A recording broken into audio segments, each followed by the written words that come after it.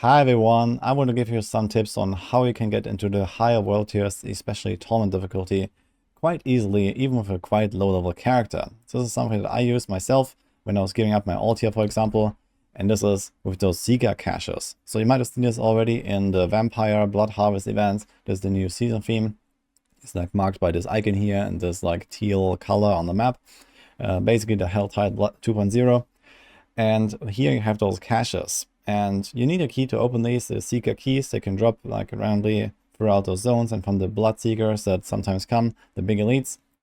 And they are extremely effective to gear up your character when you are really undergeared. You see here, I'm level 64. I'm running around on my hardcore rogue on World Tier 4 already. And you can just click on these chests and collect ancestral items. So when you open this, you see this, it pops out 2 Yedos, ancestral items. I don't have to fight any enemies for this. It's extremely easy to actually just go around and open these things. And the good thing is that those keys actually persist throughout game difficulties. So you can farm them while you're leveling a character, let's say 1 to 50 for example, just do some blood harvest, and you can do that on World Tier 2 and then take those keys and get to World Tier 3, you can get to World Tier 4, and you can just open those caches. And so like this, it's basically like a resplendent chest that you can open like every few seconds, basically, just running around on your horse, and you don't have anything to worry about. So especially if you want to go to the higher world tiers quite early to get the bigger experience multiplier, to get the ancestral loot, to get some unique drops or whatever, you can use this strategy and just take like 10 or 15 minutes riding around on your horse in the blood harvest, and you basically have full ancestral gear, or nearly at least. At the very least, you just need to get like a weapon and maybe, you know, 1 or 2 really good armor pieces that have some resists and high armor value and some stuff like that. And suddenly you're gonna feel much more powerful. This is very easy to gear up.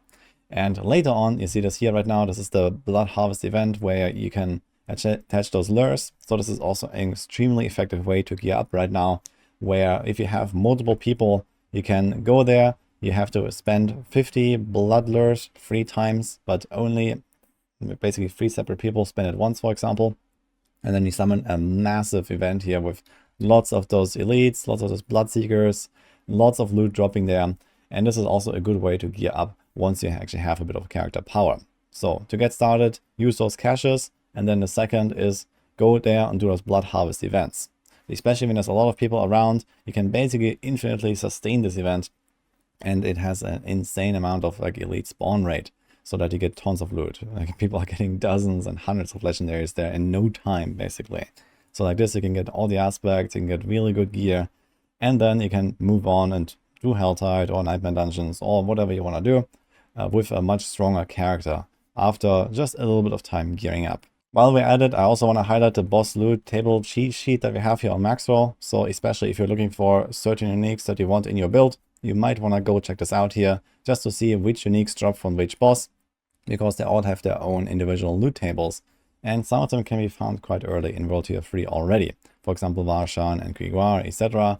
You can just go farm those materials, either from Whispers or Helltide, and then later there's also the Beast in the Ice or Nightmare Dungeons. There's Lord Zir from the World Bosses and the Legion events. They all drop their own materials, and then they have their individual loot tables. So you might want to go check those out, because it is pretty obvious that the unique drop rates have been massively tuned down. So in case you haven't noticed that yet, if you weren't in the higher world tiers yet, then yeah, you don't really find the uniques that you're looking for just by playing the game anymore. So I would say they have probably cut it by like 80% or so, if I had to give a number. And just, you know, even finding some simple items like a Word of Lacan or Penitent Greaves or something like that is just not happening, basically. You have to really go for those bosses. So make sure you check those out as well. I have this linked in the description. One neat thing about those bosses is that you can also group up to multiply the amount of loot that you can get. So for example, you can have only one person bring the materials to summon one of them, and then 4 people can actually profit from the loot. You only don't get multiple amounts of the Duriel materials when you do Grimoire or Varshan in World Tier 4, but outside of that, these bosses actually drop really good and really high item level loot.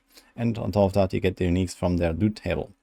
So in addition to gearing up from the Blood Harvest event, you can also later on do those bosses here, and also world bosses. They also have really high item level loot now to get those high item power weapons, high item power armor, and eventually some of them with really good stats. So you see here, for example, this is all 925, for example, from those bosses from Duriel, and these other bosses also drop nearly maximum item power in many cases. And if you bring some of those boss materials, you can gear up really fast and efficiently. I've been doing exactly this a bunch, and I have gathered a lot of really good yellow items here. Some of them that I can even like consider trying to sell, for example, because I don't necessarily need them for my own character, but I have some of those really high item power weapons here, for example, with really good stats, and they just keep dropping from those bosses. So this is basically how you want to gear up. And if you find those leftover items, you can also just, try to trade them. For example, here, the site that I suggest is the Crimson Market. You can quite easily Control-C, Control-V, like a screenshot in there.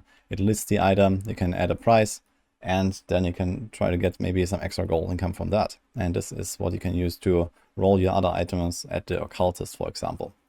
So this is kind of like how that goes. You can also maybe try to sell some of your leftover boss materials there even. So in case you just keep grinding Nightmare Dungeons, but you don't want to farm the beast in the eyes. Here, for example, I have a bunch of Distilled Fear. This is for this boss.